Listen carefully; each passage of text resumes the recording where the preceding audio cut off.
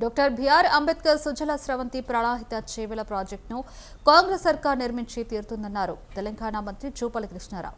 Project వల్ల ఉమ్మడి ఆదిలాబాద్ జిల్లాలో 3 లక్షల ఎకరాలు, రాష్ట్ర వ్యాప్తంగా 16 లక్షల ఎకరాలకు సాగునీరు అందుతుందని తెలిపారు. కొమరంభీం జిల్లా కౌటాల మండలం తుమ్మిడిహెట్టి వద్ద ప్రాజెక్టు నిర్మాణ స్థలాన్ని మంత్రి గడ్డం వివేక్, ఎమ్మెల్యే హరీష్ బాబుతో కలిసి సందర్శించారు. మంత్రులు, ఎమ్మెల్యేలు ప్రాణాహిత నదికి పూజలు చేసిన అనంతరం ప్రాజెక్టు పైలాన్ను పరిశీలించారు. తెలంగాణ దోచుకునేందుకే కాళేశ్వరం ప్రాజెక్టు నిర్మాణం జరిగిందని ఆరోపించారు గడ్డం వివేక్. నీటి ప్రాజెక్ట్ అవసరము చాలా మంది ఆ రోజులలో అన్నారు. ప్రాణాహిత చేవెళ్లలో నీళ్ళు లేవు, ఈ ప్రాజెక్ట్ ప్రాణాహిత చేవెళ్ల కట్టే నష్టపోతుందని చెప్పి చాలామంది ఆ రోజులలో చెప్పడం జరిగింది.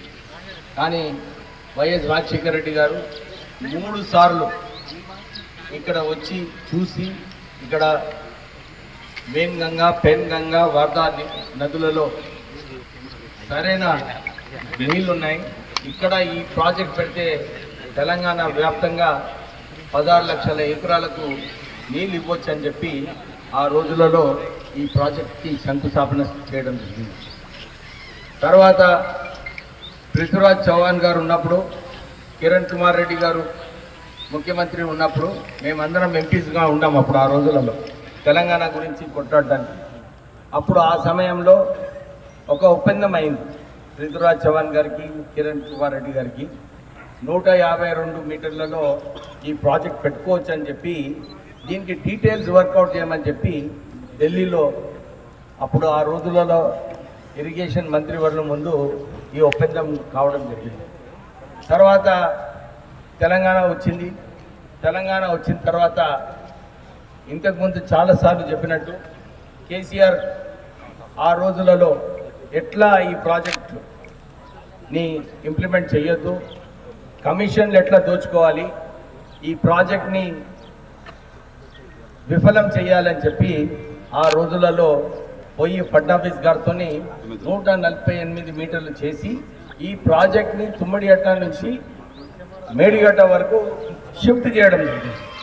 అంటే ప్రాణాహిత చేవెళ్లలో ఇప్పుడే మంత్రి గారు చెప్పినట్టు 35,000 కోట్ల ప్రాజెక్టులో అప్పుడు 11 ఉమ్మడి రాష్ట్రంలోని కాంగ్రెస్ ప్రభుత్వ హయాంలో ప్రారంభమైన ప్రాజెక్టు పనుల్లో సగం వరకు కాల్వ నిర్మాణ పనులు పూర్తయ్యాయని జూపల్లి వివరించారు. బ్యారేజీ ఎత్తు పెంపునకు మహారాష్ట్ర ప్రభుత్వంతో చర్చలు జరిగాయని అన్నారు. ముఖ్యమంత్రి రేవంత్ రెడ్డి సంబంధిత అధికారులతో పలు దఫాలుగా సమీక్షలు జరిపారని అన్నారు. రాష్ట్రానికి ప్రధాని నరేంద్ర మోడీ రానున్న నేపథ్యంలో ప్రాజెక్టు గురించి బీజేపీ ఎమ్మెల్యేలు, ఎంపీ వివరించాలని జూపల్లి కోరారు.